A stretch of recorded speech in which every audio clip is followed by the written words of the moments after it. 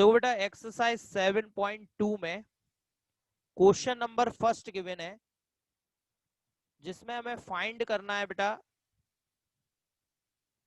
Factorial 8 की value. हमें factorial 8 की वैल्यू फाइंड आउट करना है। तो मैं आपको बता चुका हूं कि फैक्टोरियल 8 का मतलब क्या है कि 8 से लेकर 1 तक के जो नेचुरल नंबर्स हैं उनका हमें मल्टीप्लाई करना पड़ेगा। अगर हमें फैक्टोरियल 8 की वैल्यू फाइंड आउट करनी है तो हमें 8 से लेकर 1 तक के जो नेचुरल नंबर्स हैं उन्हें हमें मल्टीप्लाई करना होगा। यानी कि किन किन का मल्टीप्लाई करना है? 8, 7, 6, 5, 4 इंटू 3 इंटू 2 इंटू 1, है ना। तो इन सब नंबर्स का मल्टीप्लाई कर देंगे हम, तो हमें वैल्यू मिल जाएगी फैक्टोरियल 8 की बेटा। ठीक है, नंबर्स का मल्टीप्लाई कर लो आप। ये कितना हो गया बेटा? यहाँ इन दोनों का मल्टीप्लाई करोगे 56 आ जाएगा, इंटू 6 इन सब का मल्टीप्लाई करोगे आपका ये हो जाएगा लगभग ये 120 हो जाएगा। ठीक है, 56 ऐसा ही रहने दो। ठीक है, या 6 का मल्टीप्लाई कर लो 56 में, तो ये हो जाएगा 6 6 जा 36, 3 कैरी और 6 5 जा 30, तो 336 इंटू 120। और इसका भी मल्टीप्लाई कर लो 0, 12 6 जा 72, 7 कैरी, 12 3 जा 36 एंड 7 43, 4 कैरी, 12 3 जा 36 एंड 4। ठीक है, तो 40320 ये इसका आंसर हो गया बेटा। ठीक है, इसी तरह से सेकंड क्वेश्चन गिवन है बेटा फैक्टोरियल 4 माइनस फैक्टोरियल 3। तो फैक्टोरियल 4 निकाल लो बेटा। फैक्टोरियल 4 में 1 से लेकर 4 तक का मल्टीप्लाई कर दो, 4 3 2 1।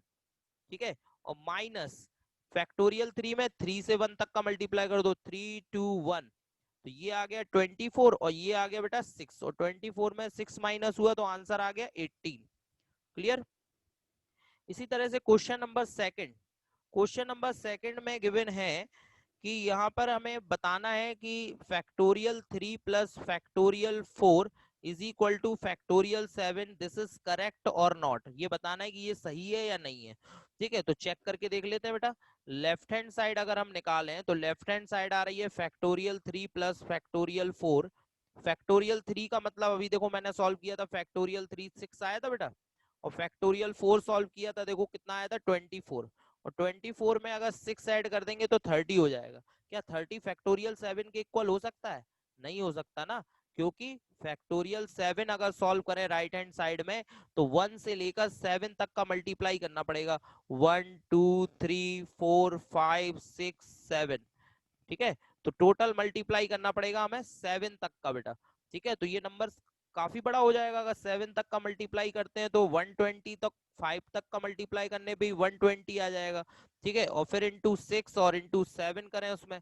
ठीक है, तो 6 और 7 का मल्टीप्लाई करेंगे तो ये 42 आ जाएगा बेटा। और इसका आपस में मल्टीप्लाई करेंगे, 12 2 जा 24, 2 कैरी, 12 4 जा 48 और 2 50, ये आ जाएगा नंबर। ये दोनों इक्वल है क्या? नहीं, तो ये क्या है? फॉल्स है बेटा। ठीक है, ये फॉल्स गिवन है हमें, ये पॉसिबल नहीं है। इसी तरह से थर्ड थर्ड में हमें factorial 8 upon factorial 6 into factorial 2 को कंप्यूट करना है। ठीक है, तो बिल्कुल सिंपल है बेटा। देखो आप पूरी वैल्यू मत निकालना फैक्टोरियल 8 की। फैक्टोरियल 8 में से अगर 8 को बाहर निकालेंगे तो 7 बचेगा, और 7 बाहर निकालेंगे तो फैक्टोरियल में 6 बचेगा बेटा। और नीचे भी फैक्टोरियल 6 है, तो हम क्या करेंगे? फैक्टोरियल 6 से फैक्टोरियल 6 को कैंसिल कर देंगे, पूरा एक्सपेंड करने की जरूरत नहीं है। ठीक है ना। और इसके बाद फैक्टोरियल 2 की वैल्यू तो 2 होती है बेटा, क्योंकि 2 इंटू 1 लिखेंगे तो 2 आएगा, और 8 7 जा 56 हो जाएगा अपॉन 2। और 2 से अगर 56 को कैंसिल कर दें तो आंसर आ जाएगा 28। ठीक, क्लियर।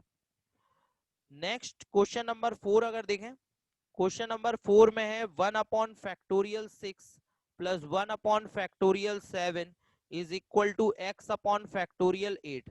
ये गिवन है बेटा, और इसमें x फाइंड करना है। तो बस सिंपल इन सबको सॉल्व कर लीजिए आप। सॉल्व करके हम x फाइंड कर सकते हैं।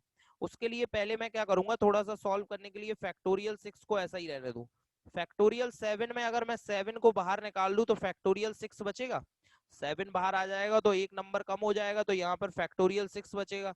ऐसे ही अगर मैं 8 और 7 को बाहर निकाल लूं तो अंदर क्या बचेगा? फैक्टोरियल में 6। 8 बाहर आ गया, 7 बाहर आ गया, तो फैक्टोरियल में क्या बचा? 6। अब मैं देख रहा हूँ कि यहाँ पे 1 अपॉन फैक्टोरियल 6 यहाँ पे कॉमन है, तो यहाँ बचेगा 1 और यहाँ 1/7।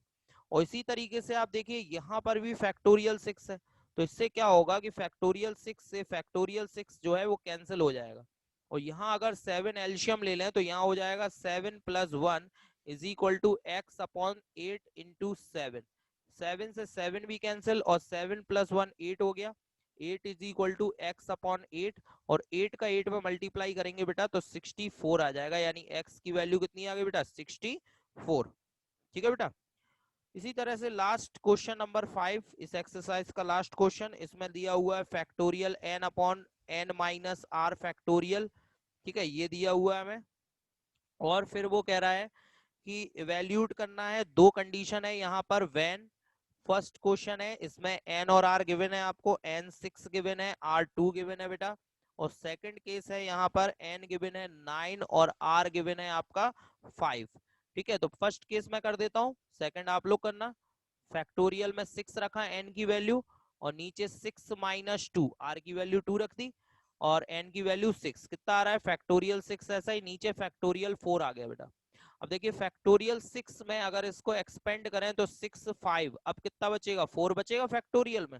अगर 6 और 5 बाहर निकाल लेंगे तो फैक्टोरियल में 4 बचेगा, और अपॉन में भी फैक्टोरियल 4 है, और फैक्टोरियल 4 से फैक्टोरियल 4 कैंसिल कर दे, 6 5 जा 30 हो जाएगा बेटा। ये इसका आंसर हो गया।